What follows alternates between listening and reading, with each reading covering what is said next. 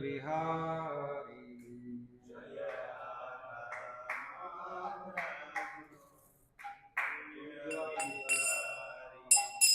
जय राधा माधव कुंज बिहारी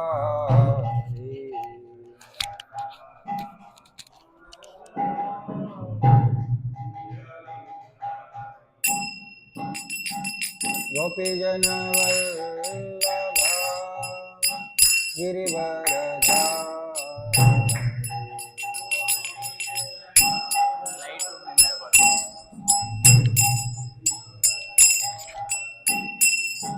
गोपीजन वल्लभा गिरिवरधारी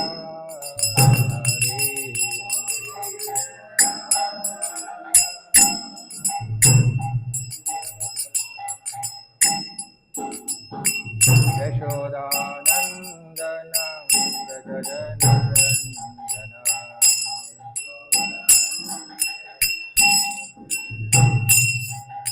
यशोदानन्दन व्रजनरञ्जन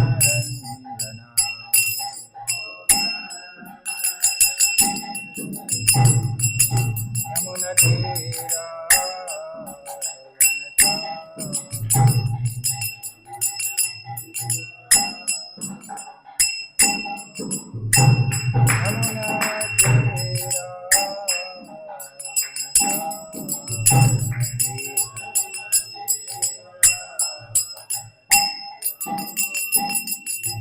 जय राधा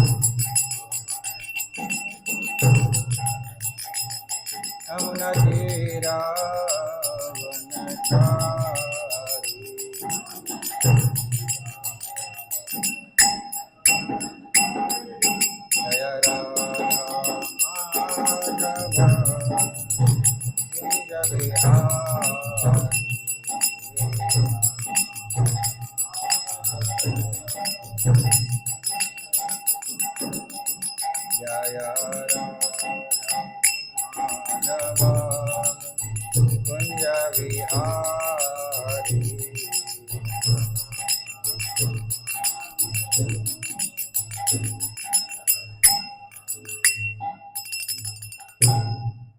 जय ओम विष्णुपाद परमहंस परिव्रजकाचार्य स्तोत्र शत श्री श्रीमद अभय चरणारविंद भक्ति वेदांत स्वामी श्री प्रभुपाद की जय। ग्रंथराज श्रीमद् भागवतम की जय।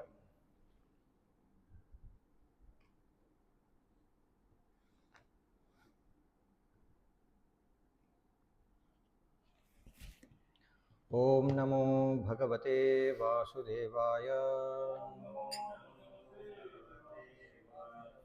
ओम नमो भगवते वासुदेवाय। ओम नमो भगवते वासुदेवाय।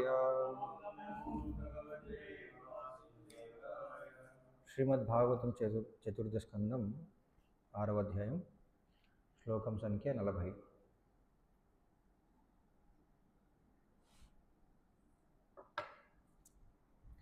सः तु उपलभ्य आगतम् आत्मयोनिं सुर असुर ईशैः अभिवन्दित अंघ्रिः उत्थाय चक्रे शिरसा अभिवन्दनम् अर्हत्तमः कस्य यथा एव विष्णुः।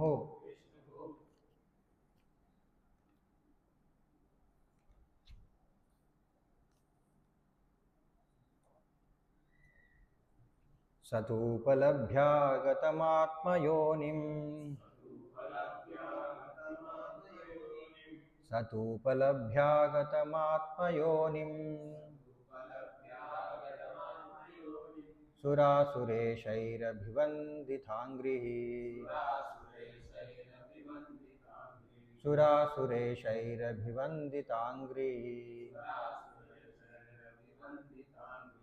उत्थाय चक्रे शिरसाभिवन्दना उत्थाय चक्रे शिरसाभिवन्दनम् अर्हत्तमः कस्य यथैव विष्णुः अर्हत्तमः कस्य यथैव विष्णुः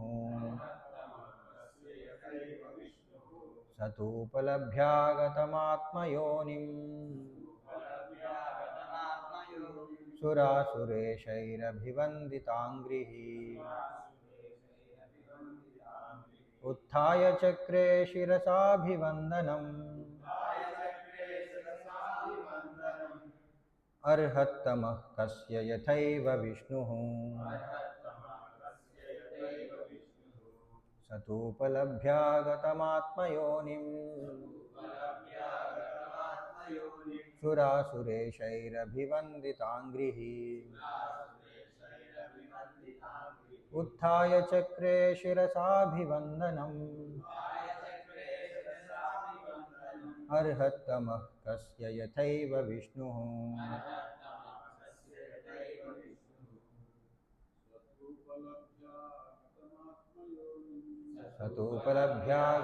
सतूपलभ्यागतमात्मयोनिम्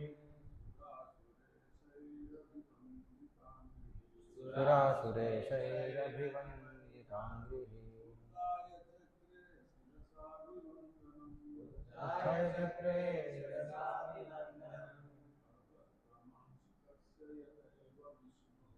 अर्हत्तमः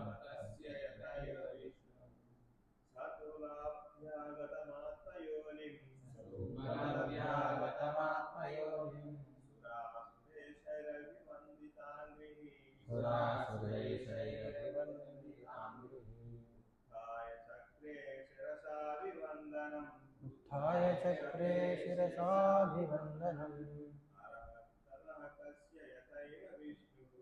अर्हत्तमः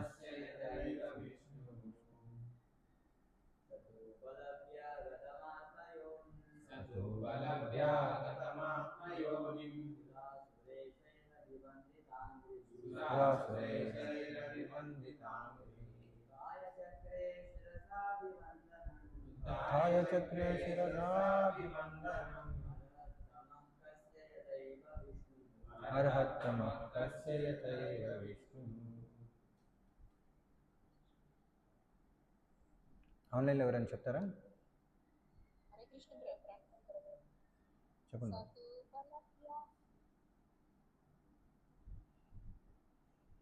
హరే కృష్ణ ప్రభు. చెప్పండి. సతూపలభ్యాగతమాత్మయోనిం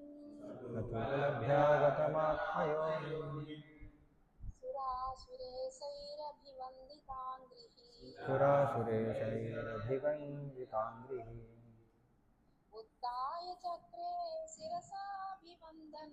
उत्थाय चक्रे शिरसाभिवन्दनम् अर्हत्तमः कस्य यथैव विष्णुः हरे कृष्ण प्रभु. प्रणव.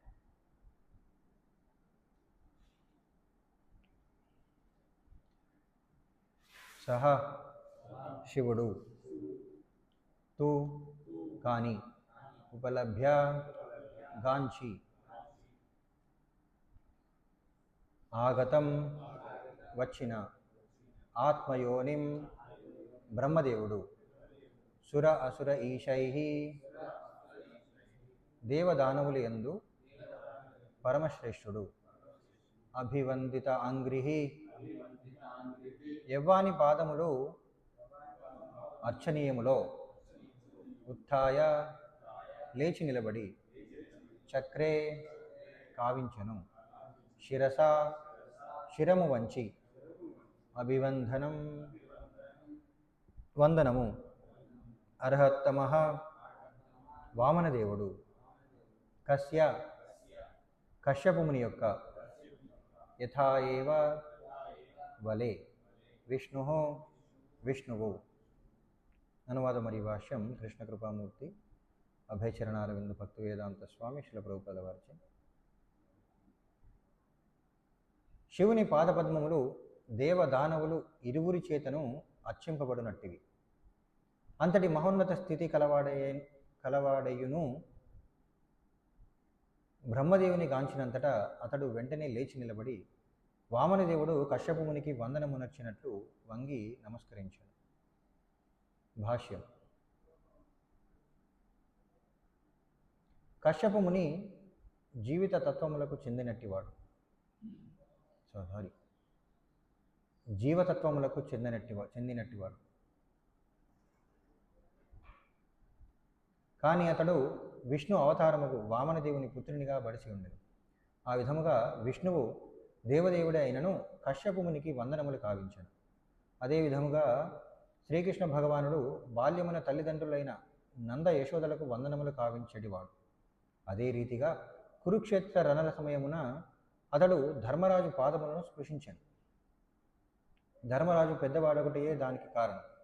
అనగా పెద్దలకు ఏ రీతి వందనములను నొసగి గౌరవించవలనో శ్రీకృష్ణుడు, శివుడు, ఇంకొందరు భక్తులు అనగా పరమోత్కృష్టముకు స్థానము అయ్యును ఆచరణాత్మకముగా చేసి చూపిరి. తనకు బ్రహ్మదేవుడు తండ్రి అయిన కారణమున వామనునకు కశ్యపుముని తండ్రి అయినట్లు శివుడు అతనికి వందనములను నొసగెను. ఓం అజ్ఞానతిమిరాంధస్య జ్ఞానాంజనశలాకయ చక్షురున్మీలితమేన తస్మై శ్రీ గురవే నమః. నమో విష్ణుపాదాయ కృష్ణప్రేష్టాయ భూతలే శ్రీమతే భక్తి వికాస స్వామినితి నామిని. నమో విష్ణుపాదాయ కృష్ణప్రేష్టాయ భూతలే శ్రీమతే భక్తి వేదాంత స్వామినితి నామిని. నమస్తే సారస్వతి దేవే గౌరవాణి ప్రచారిణి నిర్విశేష శూన్యవాది పాశ్చాత్య దేశధారణి. వందేహం శ్రీగురో శ్రీతపదకమలం శ్రీగురూన్ వైష్ణవాంశ శ్రీరూపం సాగరజాతం సహగణ రఘునాథాన్వితం తం సజీవం సాద్వైతం సావధూతం పరిజన సహితం కృష్ణ చైతన్యదేవం శ్రీ రాధాకృష్ణపాదాన్ సహగణ లలిత శ్రీ విశాఖాంతాంశ. జయ శ్రీకృష్ణ చైతన్య ప్రభు నిత్యానంద శ్రీ అద్వైత గదాధర శ్రీవాసాది గౌర భక్తవృంద. హరే కృష్ణ కృష్ణ కృష్ణ హరే హరే, హరే రామ రామ రామ హరే హరే.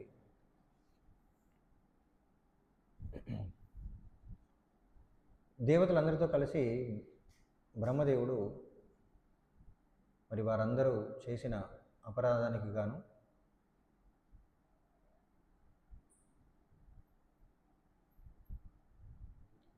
క్షమాపణ చెప్పడానికి క్షమించమని అడగడానికి శివుడి దగ్గరికి రావడం జరిగింది.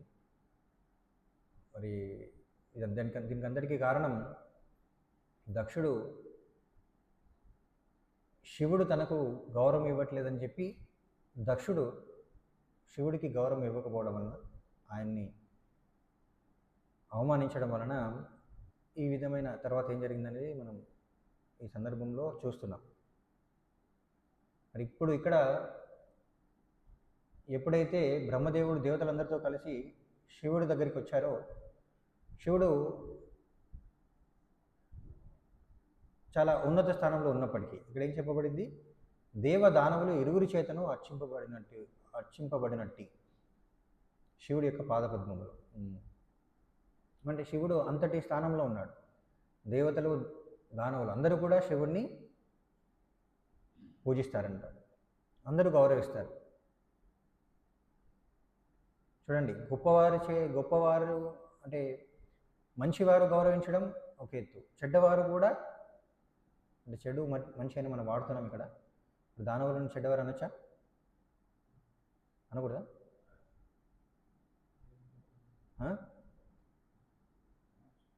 కొందరు అనకూడదు అంటున్నారు, ఎందుకో తెలుసుకోవచ్చా?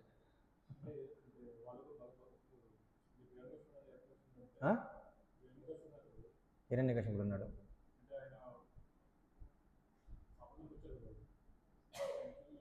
ఓకే ఓకే, హిరణ్యకశిపుడు ఈ భూలోకంలో రాక్షసుడు అయినప్పటికీ కూడా నిజంగా విష్ణు సేవకుడే, కానీ ఏదో శాపం వలన వచ్చాడు కాబట్టి ఆయన అగౌరవపరచకూడదు అంటారు.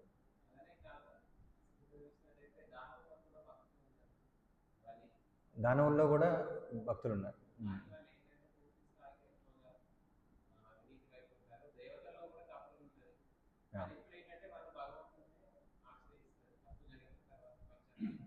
సో దేవతల్లో కూడా తప్పు చేసిన వాళ్ళు ఉన్నారు, దానవుల్లో కూడా గొప్ప భక్తులు ఉన్నారు. మరి తేడా ఏంటి? దేవతలకి దానవులకి తేడా ఏంటి? అదే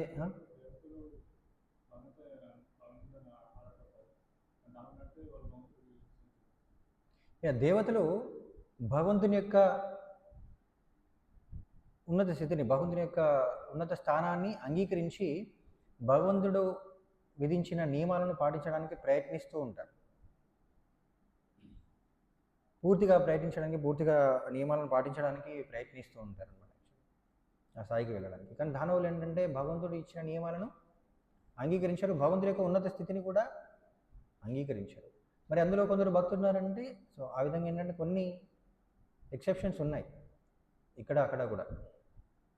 కానీ సాధారణంగా మన ఇక్కడ దేవదానవులు అంటే ఏంటంటే, సాధారణంగా దేవతలు మరి దానవులు అంటే భగవంతుని యొక్క ఉన్నత నియమాలని, అంటే ఈ ఏదైతే సమాజంలో అందరూ పాటించే నియమ నిబంధనలు, నీతి సూత్రాలు ఏవైతే పాటించారో వాళ్ళని దానవులు అంటున్నారు. వాళ్ళకు కూడా నియమాలు ఉంటాయి, వాళ్ళు కూడా కొన్ని పద్ధతులను పాటిస్తూ ఉంటారు. కానీ అవి శాస్త్రాధారంగా ఉండవు, భగవంతుడు చెప్పిన విధంగా ఉండవు. అవి వాళ్ళంతటా వాళ్ళు కల్పించుకున్నవిగా ఉండొచ్చు. వాళ్ళని కూడా దానవులు అంటారనమాట. అందుకనే చూడండి, రాక్షసులైనా సరే వాళ్ళకు కూడా కొంచెం ఒక సిస్టమ్ ఉంటుందన్నమాట, కొన్ని పద్ధతులు ఉంటాయి. అందులో కూడా వాళ్ళ గురువుని వాళ్ళు పూజించాలి, వాళ్ళ గురువుని వాళ్ళను గౌరవించాలి. కానీ గురువు ప్రామాణికమైన వాడు ఉండడు అనమాట. పూర్తి నియమాలు పాటించాడు. వాళ్ళకి అనుకూలంగా ఉన్నంత వరకు నియమాలు పాటిస్తుంటారు. ఎప్పుడైతే వాళ్ళ ఇష్టానికి అనుకూలంగా నియమాలు ఉండవో వాళ్ళు ఆ నియమాలను తిరస్కరించే అవకాశం ఉంటుంది అనమాట. ఇది దానవ గుణాలు. సరే, ఏదైనప్పుడు కూడా దానవులను సహజంగానే చెడ్డవారని చెప్పొచ్చు. కానీ అటువంటి వారి చేత కూడా శివుడు గౌరవింపబడుతున్నాడు, పూజింపబడుతున్నాడు. అంటే వారికి కూడా మంచి తలపెట్టేవాడు శివుడు అన్నమాట. అందరికీ మంచి చేయాలనుకునేవాడు శివుడు, చెడ్డవారికి కూడా. సో అందుకనే ఏమన్నా వైష్ణవానం యథాశివుడు. సో అది వైష్ణవుడి యొక్క లక్షణం అనమాట. యాక్చువల్లీ భగవద్గీతలో కృష్ణుడు చెప్తున్నాడు కదా, అద్వేష్ట సర్వభూతానాం మైత్ర కరుణ ఏవచ. అద్వేష్ట భక్తి యొక్క ముఖ్య లక్షణం ఏంటంటే అద్వేష్ట, ఏ జీవుణ్ణి కూడా ద్వేషించడు. ఎందుకు? అందరూ కూడా భగవంతుడి యొక్క అంశాలే, కానీ భౌతిక ప్రపంచంలో ఉన్నంత వరకు గుణాల ప్రభావంలో రకరకాలుగా ప్రవర్తిస్తుంటారు. ఏ విధంగా భగవంతుని వైపు తీసుకెళ్లాలని ఆలోచిస్తుంటారనమాట, ముఖ్యంగా శివుడు. సో వాళ్ళని ద్వేషించి ఉపయోగం లేదు. జీవులని భౌతిక ప్రపంచంలో గుణాల ప్రభావంలో కొట్టుమిట్టాడుతున్న జీవులను ద్వేషించి ఉపయోగం లేదు. ఇది ఆధ్యాత్మికంగా ఉన్నత స్థాయిలో ఉన్న వాళ్ళు మాత్రమే ఆ భావాన్ని పెంచుకోగలరు. అవునా కదా? జీవులను ద్వేషించి ఉపయోగం ఉంది. ద్వేషిస్తే ఏమవుతుంది? మళ్ళీ మనం భౌతిక ప్రపంచంలోనే ఉండిపోతాం, అంతే కదా? భౌతిక ప్రపంచంలో మనం కూడా కొనసాగించాల్సి వస్తుంది. సో మరి అద్వేష్ట సర్వభూతానం అని కృష్ణుడు కూడా చెప్తున్నాడు. మరి ఇక్కడ శివుడు అంతటి గొప్పవాడు, మరి ఆయనకి అన్ని నియమాలు తెలుసు, అన్ని శాస్త్ర నియమాలు, మర్యాదలు అన్నీ తెలుసు. కాబట్టి ఎప్పుడైతే దేవతలతో కలిసి బ్రహ్మ అక్కడికి వచ్చాడో, మరి బ్రహ్మ ఎవరు? శివుడికి ఏమవుతాడు? తండ్రి. ఇక్కడ ఏం చెప్పారు? ఏ విధంగానైతే వామనుడు కశ్యపుడికి కుమారుడైనప్పటికీ, అంటే కుమారుడయ్యాడు కాబట్టి తండ్రి అయిన కశ్యపుడిని గౌరవించాడు, ఆయనకు నమస్కారం చేశాడు. అదేవిధంగా ఇక్కడ శివుడు బ్రహ్మ కంటే కూడా ఉన్నతమైన స్థానంలో ఉన్నాడు ఆధ్యాత్మికంగా చూసినట్లయితే. ఎందుకంటే విష్ణువు యొక్క ఏమంటారు, విస్తరణ, స్వయం విస్తరణ. బ్రహ్మ కూడా అని చెప్పొచ్చు, కానీ బ్రహ్మ ఏ తత్వం? జీవతత్వం. శివుడు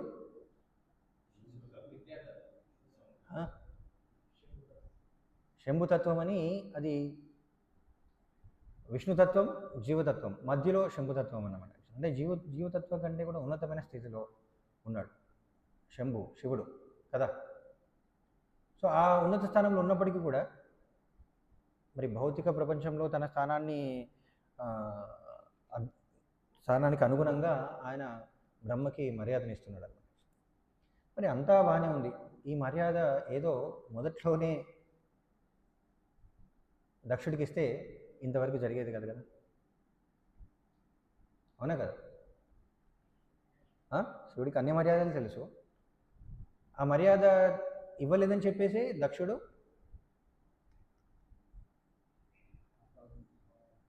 ఆయన శివుడు అపరాధం చేశాడని చెప్పేసి ఆయన శివుడికి అపరాధం చేశాడు. అక్కడ సమస్య ఏంటంటే కోర్స్ మనం చాలాసార్లు చర్చించుకున్నాం. దక్షుడి యొక్క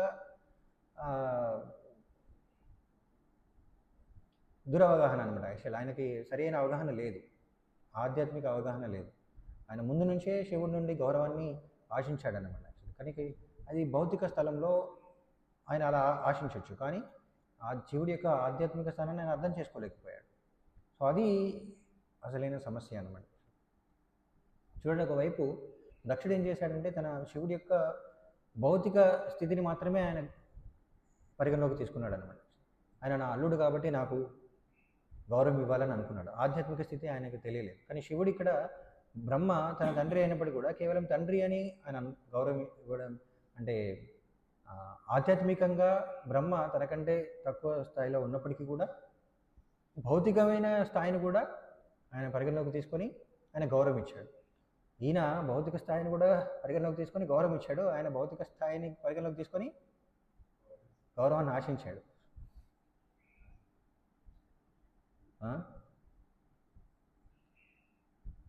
నేను చెప్తున్నాం అసలు మన రోజు చెప్పుకుంటాం కదా, తృణాదపి సునీచేన తరోరివా సహిష్ణుని. ఎప్పుడు కూడా గౌరవం ఇవ్వడానికే భక్తులు సిద్ధంగా ఉండాలి. ఎటువంటి వారికైనా సరే, ఉన్నత స్థితిలో ఉన్న వాళ్ళైనా తక్కువ స్థాయిలో వాళ్ళైనా సరే.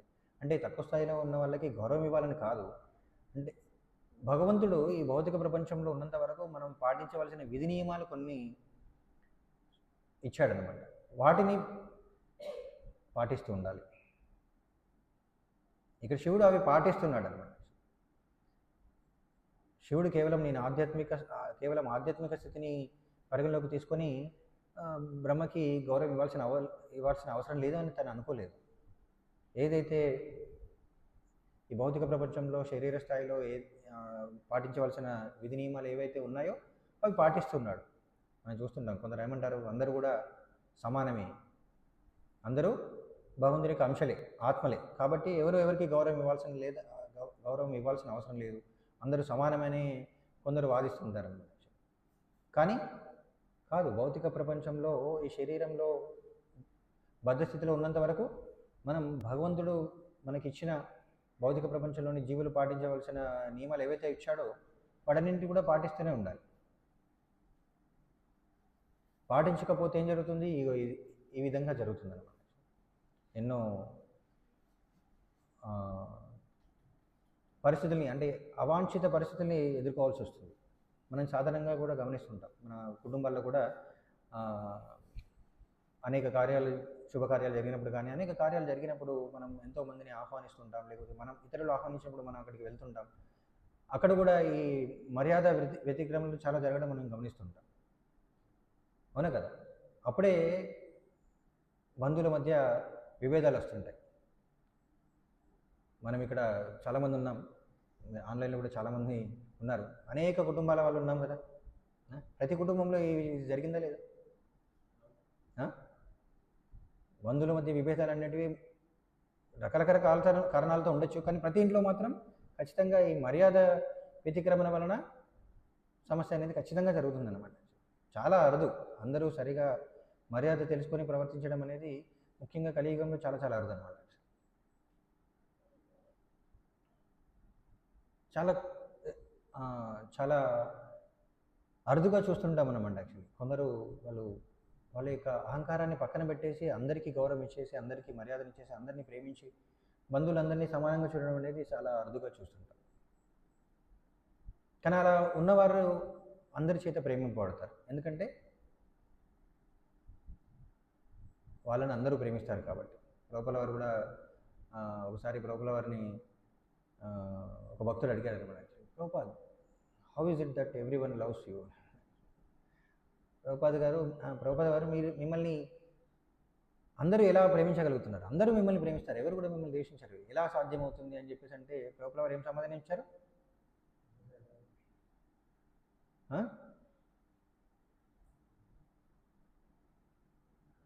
ఎందుకంటే నేను అందరినీ ప్రేమిస్తాను కాబట్టి అందరూ నన్ను ప్రేమిస్తారని చెప్పారు.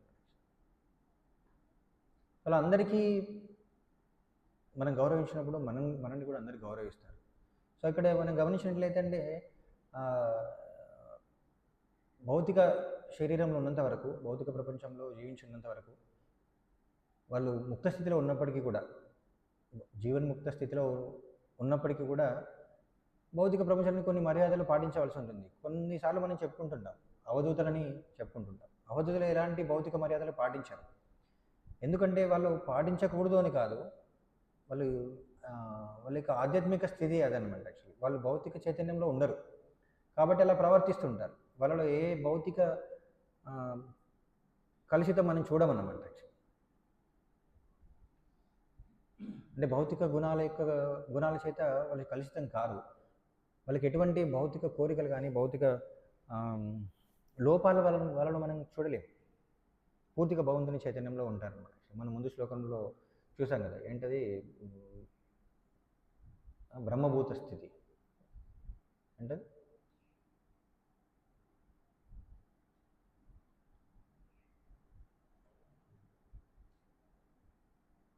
బ్రహ్మానంద స్థితి, బ్రహ్మ నిర్మాణ స్థితి,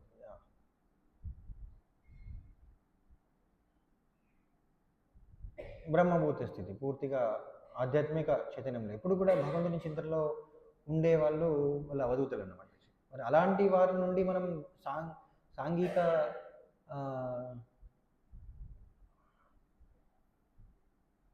ఏమంటారు, సోషల్ ఎటికెట్స్, సాంఘిక మర్యాదలు అనేవి మనం ఆశించకూడదు. ఎందుకు మరి? వాళ్ళు కూడా గొప్పవాళ్ళే కదా, వాళ్ళు కూడా వైష్ణవులే కదా.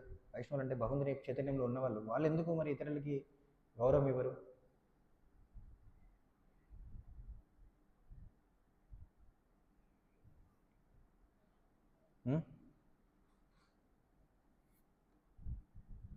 ఎందుకు గౌరవం ఇవ్వరు? ఇప్పుడు ప్రశ్న అర్థమైందా? కొన్నిసార్లు చెప్పుకుంటుంటాం, నేను అవధూత స్థితులు, బాబాజీలు అలాంటి వాళ్ళు చాలా ఉన్నతమైన చైతన్యంలో ఉంటారు. ఎప్పుడు కూడా భగవంతుని చైతన్యంలోనే ఉంటారు, భగవంతుని నుంచే చింతిస్తూ ఉంటారు. మరి అలాంటి వారు భౌతిక సాంఘిక మర్యాదలు అవన్నీ కూడా పాటించరు, అవునా కదా? మనకేం చెప్పబడిందంటే వాళ్ళు అలాంటి మర్యాదలు పాటించకపోయినా సరే మనం వాళ్ళను తప్పుపట్టకూడదు, వాళ్ళ నుండి ఆశించకూడదు. ముందుగా ఎలాంటి వారైనా సరే, వాళ్ళకంటే ఉన్నత స్థాయిలో ఉన్న వాళ్ళైనా సరే ఆశించకూడదు అన్నమాట. ఎందుకు మరి? వాళ్ళు ఎందుకు గౌరవం ఇవ్వరు?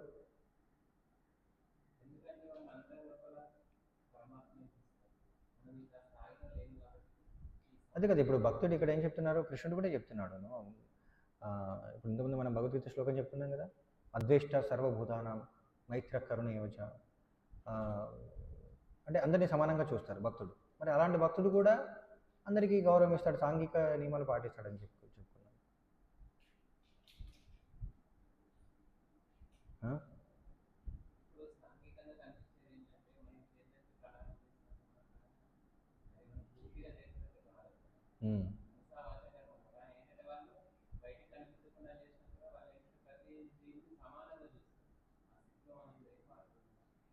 వాళ్ళ చైతన్యం ఏంటంటే 24 గంటలు మనం ఇంతకుముందు చెప్పుకున్నాం. ఇదే ఇప్పుడు ఈ సందర్భంలో ఏదైతే మనం చర్చిస్తున్నామో, శివుడు దక్షుడు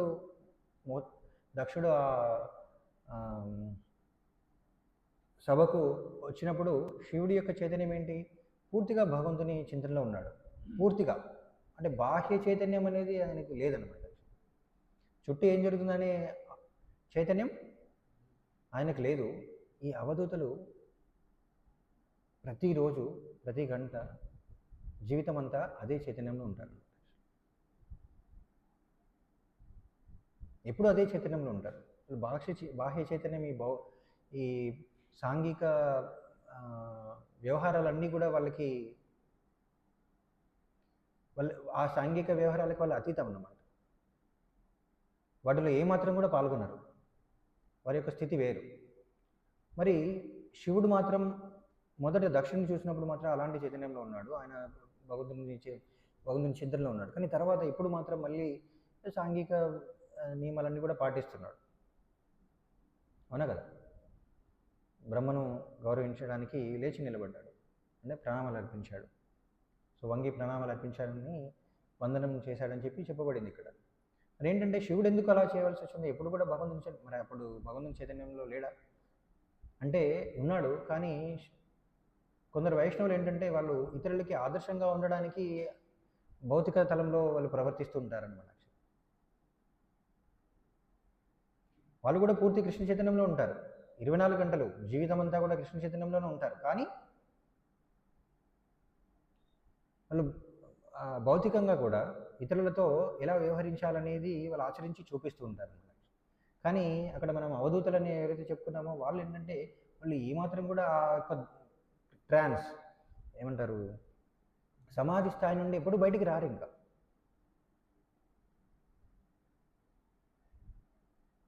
ఎప్పుడు కూడా అదే స్థాయిలో ఉంటారనమాట. అందుకనే మనం చూస్తుంటాం అలాంటి వారు సరిగా ఆహారం కూడా తీసుకోరు, సరిగా వస్త్రధారణ కూడా సరిగా ఉండదు, పూర్తిగా అసలు కొన్నిసార్లు వస్త్రాలు కూడా ధరించారు అని చెప్పుకున్నాం కదా చాలాసార్లు. సో ఆ విధంగా వాళ్ళ యొక్క ప్రవర్తన అలా ఉంటుందన్నమాట. కాబట్టి అలాంటి వారి దగ్గర నుండి మనం మర్యాద ఆశించకూడదు. వాళ్ళలో లోపాలు చూడడానికి లేదన్నమాట యాక్చువల్లీ. కానీ ఇక్కడ ఏంటంటే శివుడు ఆచరణాత్మకంగా మనకి ఇక్కడ మనకు చెప్పారు కదా చివరిలో భాష్యంలో ప్రభుపాల వారు, శ్రీకృష్ణుడు, శివుడు, ఇంకొందరు భక్తులు, చాలాసార్లు ఇతర భక్తులు కూడా మనం భాగవతంలో ఇతర సందర్భాల్లో మనం చూసాం ఆచరణాత్మకంగా చేసి చూపిస్తున్నారంట. ఏం చేసి చూపిస్తున్నారు? పెద్దలకు ఏ రీతి వందనం నొసగి గౌరవించవాలనో చూపిస్తున్నారు.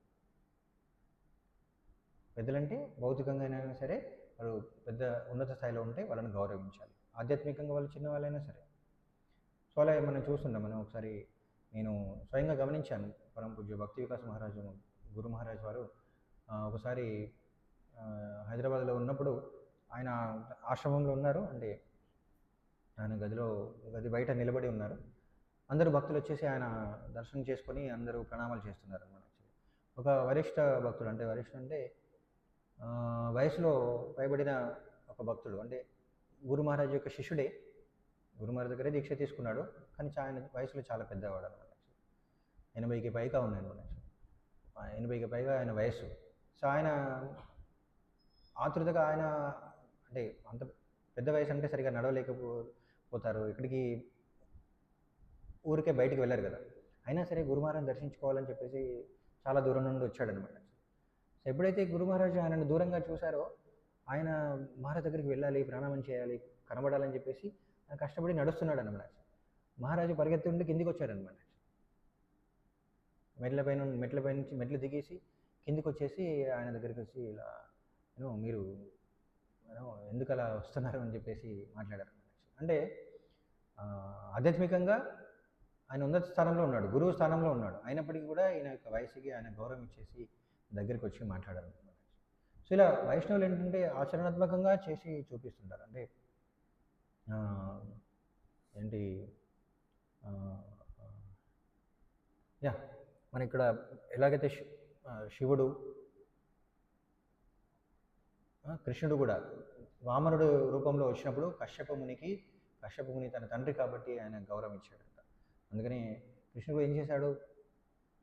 కృష్ణావతారంలో ఉన్నప్పుడు కూడా తన తండ్రి అయిన నందమహారాజు యొక్క చెప్పులు తీసుకొచ్చేవాడు అనమాట.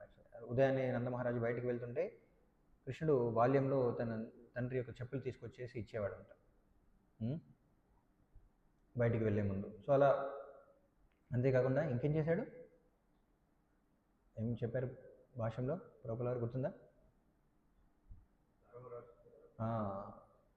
రాజసూయ యజ్ఞం చేసేటప్పుడు కూడా అనేక మంది రాజులు అనేక ప్రాంతాల నుండి వచ్చినప్పుడు కృష్ణుడు ధర్మరాజు ఒక్కొక్కరికి ఒక్కొక్క సేవ అప్పగించాడు అనమాట. అంటే వచ్చిన వాళ్ళకి అక్కడ అంత పెద్ద యజ్ఞం జరిగే సమయంలో అనేక వసతులు ఏర్పాటు చేయాల్సి ఉంటుంది కదా. ఆ ఏర్పాట్లలో ఒక్కొక్కరు ఒక్కొక్క కార్యం చేస్తున్నారు. కృష్ణుడు ఎలాంటి సేవ తీసుకున్నాడు? అందరినీ ఆహ్వానించే సేవ తీసుకున్నాడు. ఆహ్వానించడం అంటే ఊరికనే పలకరించడమనే కాకుండా, పలకరించడం కూడా చాలా ముఖ్యం, అవునా కదా. పలకరించడమే కాకుండా కృష్ణుడు ఏం చేసేవాడంటే వాళ్ళకి పాద పూజ కూడా చేసేవాడు అన్నమాట. ఎందుకంటే పెద్దవాళ్ళు వచ్చినప్పుడు పాదాలకి నమస్కరించి పాద పూజ చేస్తుంటారు అన్నమాట. సో అలా వచ్చిన వాళ్ళందరికీ కూడా పాద పూజ కూడా చేశాడంట. పెద్దవాళ్ళు ఎవరైతే ఉన్నారో, అంటే భౌతికంగా ఉన్నత స్థాయిలో ఉన్న వాళ్ళందరికీ కూడా పాద పూజ చేశాడు. ఈ వర్ణ ఆశ్రమ నియమాలు ఏవైతే ఉన్నాయో అవి పాటిస్తున్నారు. ఎందుకు? అసలు కృష్ణుడు మరియు ఇతర భక్తులు ఈ భౌతిక ప్రపంచానికి రావడమే ఇక్కడ ఉన్న బద్ధ జీవులకి వాళ్ళకు ఆచరణాత్మకంగా చేసి చూపించడానికి వాళ్ళు వచ్చారు. కేవలం మరి ఆచరణాత్మకంగా అంటే వాళ్ళు ఏదో యాక్టింగ్ కూడా చేయట్లేదు అనమాట. కొన్నిసార్లు మనం చూస్తుంటాం, ఇది విని విని విని కొందరు భక్తులు ఏంటంటే నామమాత్రంగా కూడా చేయాలి, ఏదో ఒక విధంగా చేయాలి అని నామమాత్రంగా ప్రణామాలు చేస్తుంటారు, నామమాత్రంగా పలకరిస్తుంటారు, నామమాత్రంగా హరే కృష్ణ చెప్తుంటారు. అది పూర్తిగా హృదయం నుండి రాకపోతే అది మనలో మార్పును తీసుకురాదు. నిజంగా మనకు ప్రభువు వారు ఏం చెప్పారు? రోజు కూడా ఉదయాన్నే అందరు భక్తులు ఉదయం మంగళారతి అయిపోగానే ఒకరికొకరు మనం ఏం చేసుకుంటాం? ప్రణామం చేస్తాం. వాంఛాకల్పతరుభ్యశ్చ కృపాసింధుభ్యేవచ పతితానాం పావనేభ్యో వైష్ణవేభ్యో నమో నమః. ఎందుకు చెప్పారు తెలుసా ఎవరికైనా? ఎందుకు చెప్పారు?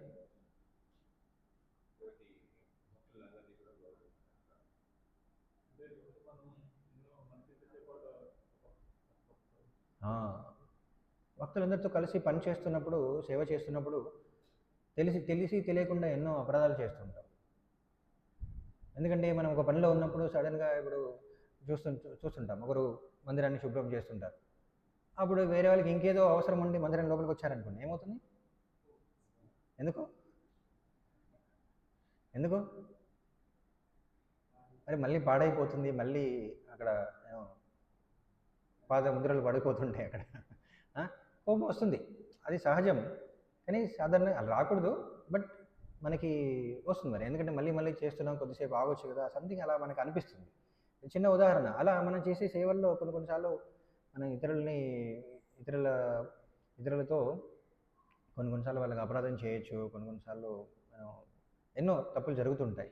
కాబట్టి మళ్ళీ ఉదయాన్నే ప్రభువుల వారు ఏంటంటే మనందరం కూడా భగవంతుని యొక్క సేవకులం. అప్పటి వరకు పాడుకున్నాం కదా, గురువు యొక్క సేవకులమని. గురువు భగవంతునికి చేసే సేవలో మేమందరం కూడా పాల్గొనాలని, అందుకే గురువు మనల్ని భగవంతుని సేవలో వినియోగిస్తున్నాడని చెప్పుకుంటున్నాం, అదే పాడుతున్నాం. సో అది పాడుతున్నప్పుడు అది పాడిన తర్వాత కనీసం ఓకే, నేను యాక్చువల్లీ సేవ చేయడానికి వచ్చాను. ఆ సేవ చేసే ప్రయత్నంలో ఎన్నో లోపాలు జరుగుతుంటాయి, ఎన్నో తప్పులు జరుగుతుంటాయి. వాటిని అన్నింటినీ కూడా మర్చిపోవాలి, భగవంతుని సేవ ఎలా చేయాలని ఆలోచించాలి. ఈ అవమానాలన్నీ కూడా పట్టించుకోకూడదు, అవునా కదా. లేకపోతే సేవ కొనసాగించడం చాలా కష్టం. ఎందుకంటే భౌతిక ప్రపంచంలో అందరూ నన్ను సరిగా గౌరవించాలనుకుంటే అది ఎప్పటికీ సాధ్యం కాదు. ఎందుకంటే శివుడికి కూడా అవమానాలు జరిగాయి, స్వయంగా కృష్ణుడు కూడా అవమానాలు జరిగాయి. ఈ మానాపమానాలు అనేవి భౌతిక ప్రపంచంలో సహజం, కానీ అటువంటి పరిస్థితుల్లో మనం ఎలా ప్రవర్తిస్తున్నాం అనేది ముఖ్యం అన్నమాట. ఇక్కడ దక్షుడు అవమానింపబడ్డాడు, ఆఫ్కోర్స్ అవమానింపబడ్డాడు అనుకున్నాడు, శివుడు కూడా అవమానింపబడ్డాడు, కానీ ఇద్దరి యొక్క ప్రవర్తనలో తేడా ఉంది, అవునా కాదు. సో భక్తులు కూడా, మనం కూడా ఎన్నోసార్లు ఇలా అంటే ఇతర భక్తులతో ప్రవర్తించే సమయంలో ఎన్నో తప్పులు చేస్తుంటాం, అపరాధాలు చేస్తుంటాం. కొన్నిసార్లు తెలిసి చేయొచ్చు, కొన్నిసార్లు తెలియకుండా చేయొచ్చు. కానీ మనం అందరం కూడా మళ్ళీ గుర్తు చేసుకోవాలన్నమాట, నేను భగవంతుని సేవ కోసం వచ్చాను, ఎప్పటికైనా సరే నేను మారాలి. అందుకని ప్రణామం చేస్తే ఏంటంటే, ప్రణామం చేయడం అంత సులభం కాదు, అవునా? సులభమా? తల వంచడం సులభం, కానీ ప్రణామం చేయడం కష్టం, అవునా కదా. కొన్నిసార్లు తల వంచడం కూడా కష్టం. అవునా? కానీ ఇక్కడ ప్రభువుల వారి భాషణంలో రాశారు, శివుడు బ్రహ్మకి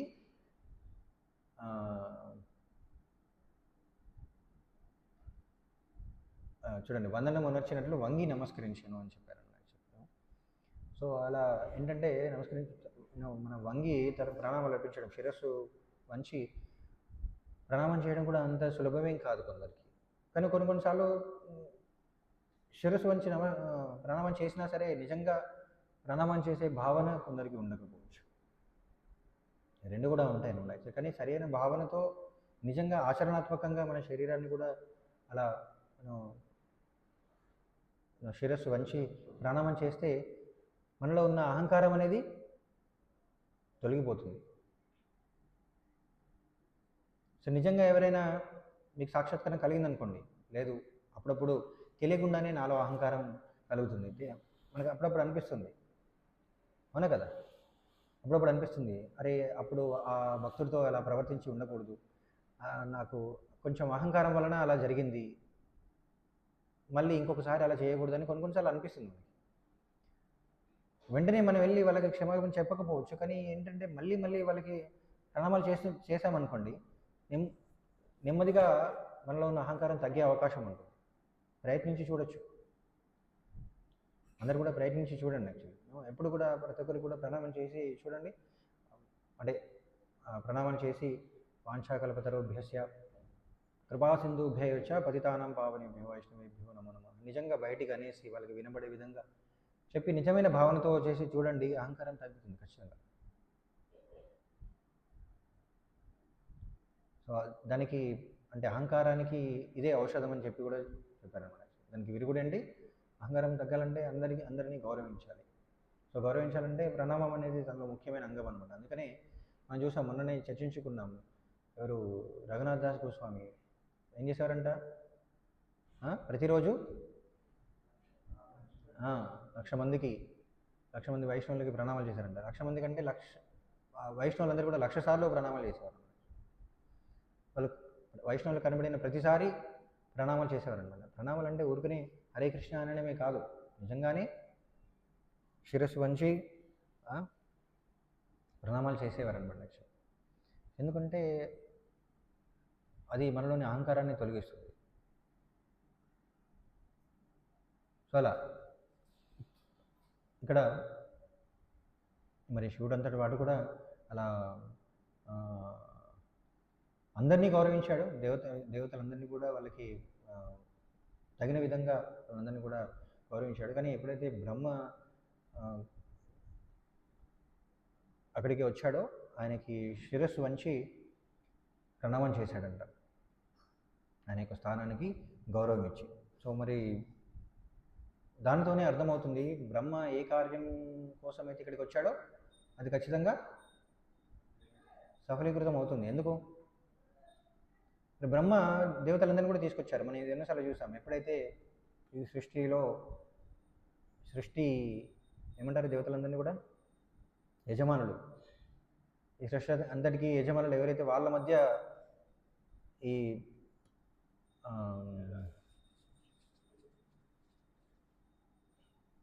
డిస్క్రిపెన్సీస్, సో అలాంటి పరిస్థితి ఏర్పడినప్పుడు బ్రహ్మ కానీ స్వయంగా విష్ణువే కానీ రావాలి, అవునా కదా? సో చివరికి దేవతలందరూ ఎవరి దగ్గరికి వెళ్తారు? బ్రహ్మ దగ్గరికి వెళ్తారు, చివరికి విష్ణువు దగ్గరికి వెళ్తారు.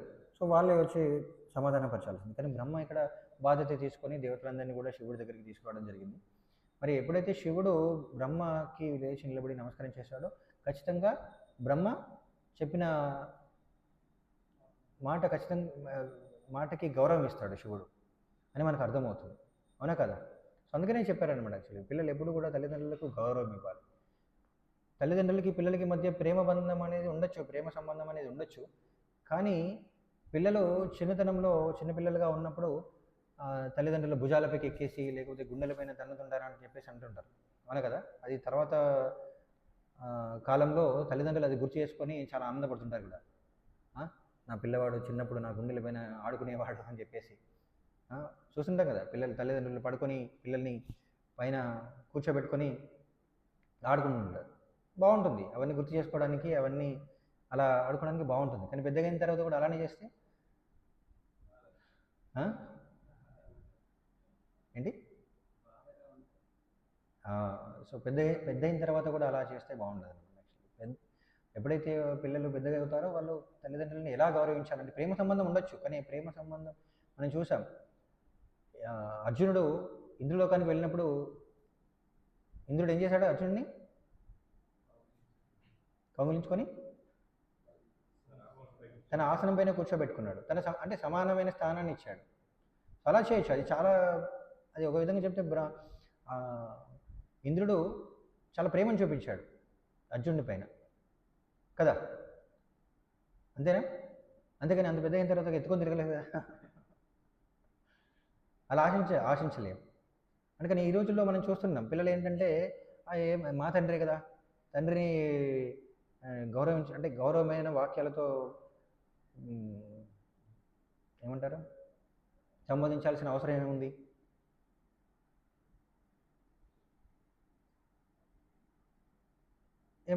అలా సంబోధించాల్సిన అవసరం లేదు, ఎందుకంటే మేము ఒకరినొకరు మా ఇద్దరి మధ్య ప్రేమ ఉందని అంటారు. ప్రేమ ఉండొచ్చు కానీ మనకి ఇక్కడ ఏంటంటే ఆచరణాత్మకంగా శివుడు మరియు ఇతర భక్తులందరూ చూపించినట్లుగా అక్కడ మనకి అంత ప్రేమపూరితమైన సంబంధం ఉన్నప్పటికీ కూడా ఇతరులకి ఆదర్శంగా ఉండడానికి ఆచరణాత్మకంగా మనం ఎవరికి ఎటువంటి గౌరవాన్ని ఇవ్వాలో వాళ్ళకి గౌరవాన్ని ఇవ్వాలన్నమాట.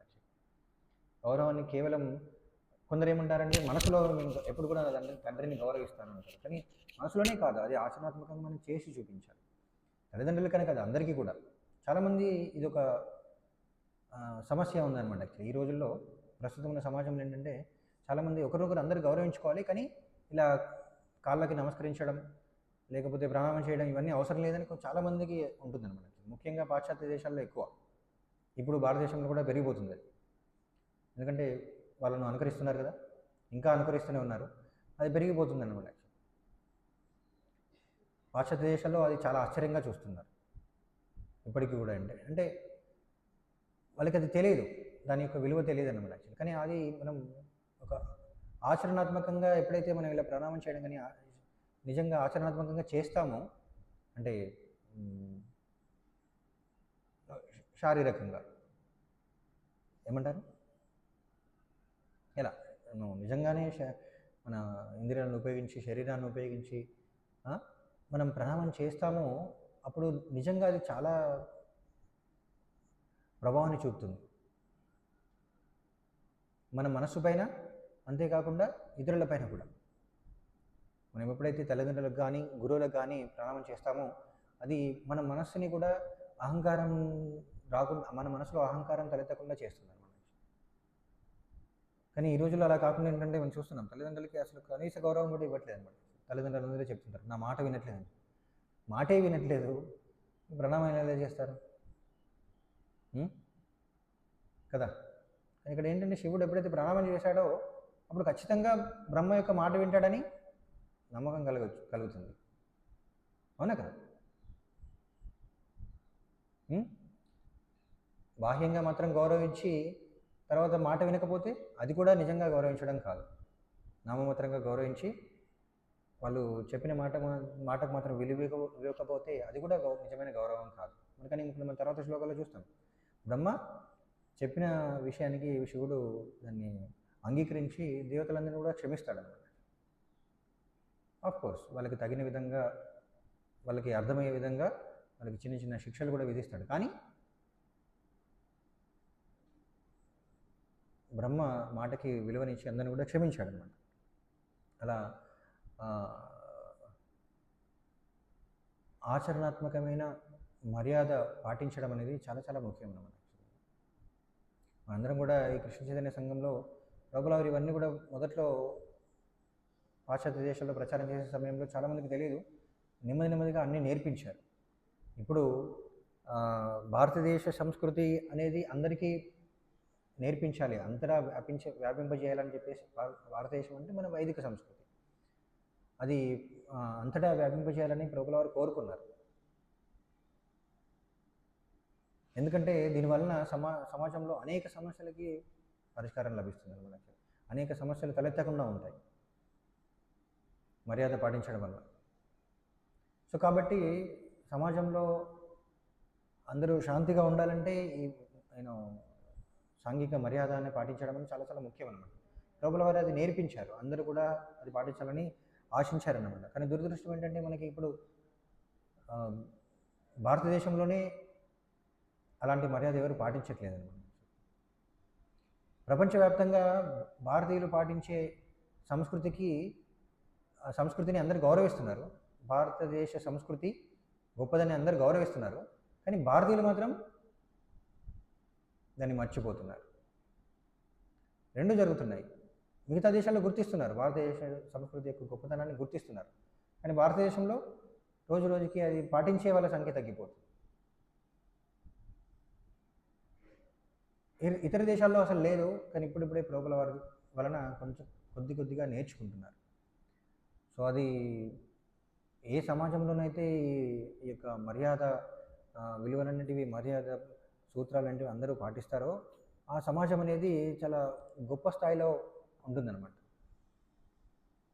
సాంఘికంగా ఉన్నత స్థాయిలో ఉంటుంది. అందులో వ్యక్తుల మధ్య వ్యవహారాలన్నిటివి చాలా శాంతియుతంగా ఉంటాయి. లేకపోయినట్లయితే ఎన్నో అవకతవకలు జరుగుతుంటాయి అన్నమాట. మనం సాధారణంగా చూస్తుంటాం, ఈ రాజకీయాల్లో కూడా ప్రోటోకాల్ ఫాలో అవ్వాలని చెప్పేసి అంటుంటారు కదా. ప్రోటోకాల్ అంటే వాళ్ళ యొక్క స్థాయిని, పదవిని అనుసరించి అందరూ ఎవరికి ఇవ్వాల్సిన గౌరవాన్ని వాళ్ళకి ఇవ్వాలి. వయసులో చిన్నవాళ్ళైనా పెద్దవాళ్ళైనా సరే వాళ్ళు పొందిన పదవిని బట్టి ఎలాంటి వారికి ఎలాంటి గౌరవం ఇవ్వాలని చెప్పేసి మనకు ఒక ప్రోటోకాల్ ఉంటుంది కదా.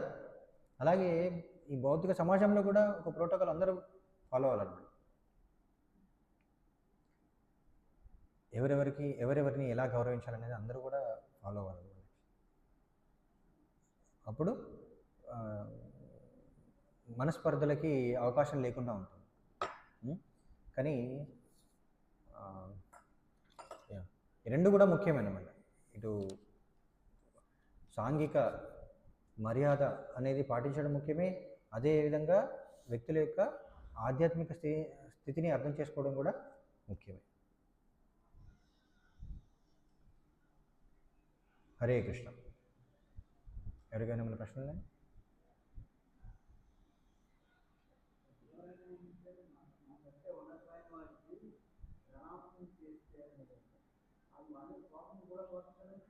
అవును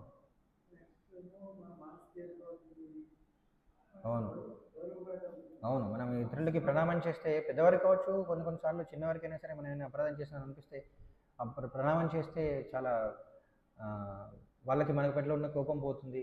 తర్వాత మన మనసు కూడా తేలికవుతుంది, సంబంధాలు పెరుగుతాయి. ఎందుకంటే అంతిమంగా ఈ మనస్పర్ధలకి కారణం ఏంటంటే అహంకారం. ప్రణామం చేశామంటే అహంకారాన్ని తగ్గించుకోవడానికి ప్రయత్నిస్తున్నామని అర్థం అన్నమాట. ప్రభుల వారు కూడా చెప్పేవారు, ఎవరైనా భక్తుల మధ్య ఎప్పుడైనా సమస్యలు వస్తే ఇద్దరిని కూడా మళ్ళీ ప్రణామం చేసుకోమని చెప్పేవారు. ఇప్పుడు కూడా అందరి ఆశ్రమాల్లో అలానే చెప్తుంటారు కదా. ఎందుకంటే అహంకారాన్ని పక్కన పెడితే కానీ మనం ప్రణామం చేయలేము. అలా అని చెప్పేసి కృత్రిమంగా కూడా చేయకూడదు. ఏదో చేయాలి కదా, అందరూ చేస్తుంటారు, మళ్ళీ లీడర్ ఏదో ఉంటాడని చెప్పేసి కృత్రిమంగా చేస్తే కూడా ఉపయోగం ఉండదు. అర్థం చేసుకోవాలి ముందు అసలు ఎందుకు సమస్య వచ్చింది, అసలైన సమస్య ఏంటంటే ఎవరి సైడు నిజంగా తప్పు ఉందో వాళ్ళు తప్పును అర్థం చేసుకుంటే బాగుంటుంది. కానీ ఏంటంటే అది అర్థం చేసుకోలేరు. అందుకని రెండు వైపులు ఏమనుకుంటారు, రెండు వైపులు నేను కరెక్ట్, ఎదుటి వ్యక్తి తప్పు అనుకుంటారు. అప్పుడు ప్రణామం చేసుకునే ఉపయోగం ఉండదు అన్నమాట. రెండు వైపులా నా వైపు కూడా తప్పు ఉంది అని అనుకొని ప్రణామం చేస్తే దానివల్ల కొంచెం ప్రభావం ఉంటుంది. రెండు వైపులు నేను కరెక్ట్, కానీ ఏదో ఆయన ప్రణామం చేస్తున్నాడు కాబట్టి నేను కూడా చేయాలని చేస్తే మాత్రం దానివల్ల ఉపయోగం ఉండదు అనమాట. అవునా కదా. కొన్నిసార్లు ఏం చేస్తాను, ఎదుటి వ్యక్తి ప్రణామం చేసినప్పుడు మనకు ఇష్టం లేకపోయినా ఆటోమేటిక్గా చేస్తాం, అది కూడా మంచిదే. ఎదుటి వ్యక్తి నుండి మనం ఎప్పుడైనా ప్రణామాలను ఆశిస్తే ఏం చేయాలి? మనం ప్రణామం చేయాలి. అప్పుడు వాళ్ళు కూడా చేస్తారు. కోర్స్ అలా ఆశించకూడదు, కానీ అలా ప్రణామం చేయడం వల్ల కూడా మన యొక్క అహంకారం తగ్గుతుంది అన్నమాట.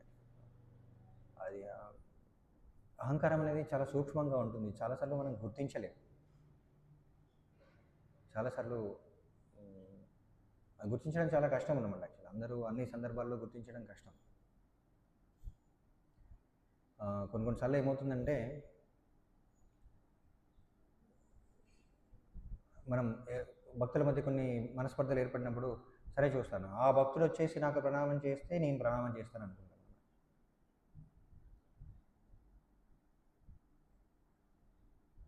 తప్పు అతని వైపు ఉందని తెలిసినప్పుడు కూడా, తప్పు ఎదుటి భక్తుడి వైపు అంటే ఎదుటి వ్యక్తి తప్పు చేశాడని తెలిసిన తర్వాత కూడా ఏం చేస్తుంటారంటే ఓకే ఆయన వచ్చి ప్రణామం చేస్తే నేను కూడా చేస్తానని అనుకుంటుంటాం. అది కూడా ఒక విధంగా అహంకారమేనమాట. అంటే ఎదుటి వ్యక్తి నాకు ప్రణామం చేయాలని ఆశించడం కూడా అహంకారమేనమాట. ఇవన్నీ చాలా సూక్ష్మమైన విషయాలు. ఏదేమైనప్పటికీ కూడా మనం చాలా మనసులో ఈ త్రినాదపి సునిచ్చిన చాలా సరళంగా ఉండాలి, చాలా వినయంగా ఉండాలి. అలా ఉన్నప్పుడు మాత్రమే మనకి అందరితో సత్సంబంధాలు కలిగి ఉండగలం అన్నమాట. నేను ఈ మధ్య పరమపూజ్య భక్తి వికాస్ మహారాజు ప్రవచనం వింటున్నాను.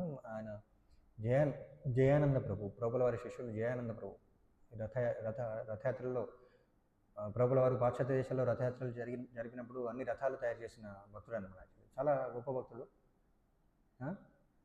ఎంత గొప్ప భక్తుడు అంటే ప్రభుల వారు ఏం చెప్పారంటే, మనకి అందరి ఆచార్యుల యొక్క తిరోభావ దినోత్సవం మనం జరుపుకుంటాం కదా, జయానంద ప్రభు తిరోభావం కూడా అన్ని సెంటర్లో, మన ఇస్కాన్ సెంటర్లో జరుపుకోవాలని చెప్పారన్నమాట. ఆయనకు ఒక రోజు కేటాయించాలని చెప్పారు. అంత గొప్ప భక్తుడు అన్నమాట. సో ఆయన మహారాజ్ ఏం చెప్తున్నారంటే ఆయన గురించి, ఆయన అందరితో ఎలాంటి సంబంధాలు కలిగి ఉండేవాడట అంటే, సాధారణంగా మనం ఎవరైనా భక్తులు కావచ్చు, ఎవరైనా శరీరాన్ని విడిచి పోయారనుకోండి, పోయిన తర్వాత సాధారణంగా వాళ్ళ గురించి మంచిగా మాట్లాడుతుంటారు. ప్రతి ఒక్కరిలో చెడు ఉంటుంది, మంచి ఉంటుంది. కానీ వాళ్ళు వెళ్ళిపోయిన తర్వాత మంచి గురించి ఎక్కువ మాట్లాడుకుంటారు, చెడును చెప్పాలనుకోం. అవునా? చెడు గురించి మాట్లాడుకోం, వాళ్ళు చేసిన మంచిగా మాట్లాడుకుంటారు. చెడు ఏంటి, సర్లే అయిపోయింది, వ్యక్తి వెళ్ళిపోయాడు, ఇంకా చెడు చర్చించే ఉపయోగం ఏంటని అని చెప్పేసి దాని గురించి మాట్లాడతాం. కానీ జయానంద ప్రభు ఏంటంటే, ఆయన గురించి చెడేమని చెప్పుకుందామంటే ఎవరికి తెలిసేది కాదంట. ఏం చెడు చెప్పుకోవాలో అర్థం కాదు, ఏం ఉండేది కాదంట. ఆయన గురించి చెడు చెప్పడానికి అసలు ఏం ఉండేది కాదంట. ఆయనను కీర్తించడం తప్ప ఆయనలో లోపాలు చెప్పడానికి అసలు ఏముండేవి కాదంట. సాధారణంగా ప్రభుల వారి శిష్యుల్లో గొప్ప గొప్ప సేవలు చేసిన వాళ్ళు చాలామంది ఉన్నారు, కానీ వాళ్ళలో కొన్ని నెగిటివ్స్ కూడా ఉన్నాయన్నమాట. అది మనం ఎక్కువసార్లు చర్చించుకోకపోవచ్చు, కానీ అవి కూడా కొన్నిసార్లు గమనించాల్సి ఉంటుంది, మనం పరిగణలోకి తీసుకోవాల్సి ఉంటుంది. కొన్ని సందర్భాల్లో అర్థం చేసుకోవడానికి, భక్తుల యొక్క గుణాలను అర్థం చేసుకోవడానికి మనం చర్చిస్తుంటాం. కానీ జయానంద ప్రభు ఏంటంటే అసలు ఆయనలో నెగిటివ్ అనేది ఉండేది కాదంట. అందరితో చాలా సన్నిహితంగా, అందరితో చాలా సత్సంబంధాలు కలిగి ఉండేవాడంట. సో ఆయన గురించి వినడం చాలా ముఖ్యం. అలాంటి భక్తులు ఉంటే మనం వాళ్ళ భక్తుల్ని ఆదర్శవంతంగా తీసుకుంటే, అలాంటి భక్తుల యొక్క సాంగత్యం ఉంటే మనలో చాలా మార్పు వస్తుంది. అలా ఉండడానికి మనం కూడా ప్రయత్నించాలి, వాళ్ళ నుండి ఇన్స్పిరేషన్ తీసుకో. హరే కృష్ణ. గ్రంథరాజ్ శ్రీమద్ భాగవతం కీ జయ, శ్రీల ప్రభుపాద కీ జయ. వాంఛాకల్పతరుభ్యశ్చ కృపా సింధుభ్యేవ చ పతితానాం పావనేభ్యో వైష్ణవేభ్యో నమో నమః. హరే కృష్ణ ప్రభుజీ, ధన్యవాద ప్రణామాలు. థాంక్యూ వెరీ మచ్ ప్రభు. హరే కృష్ణ.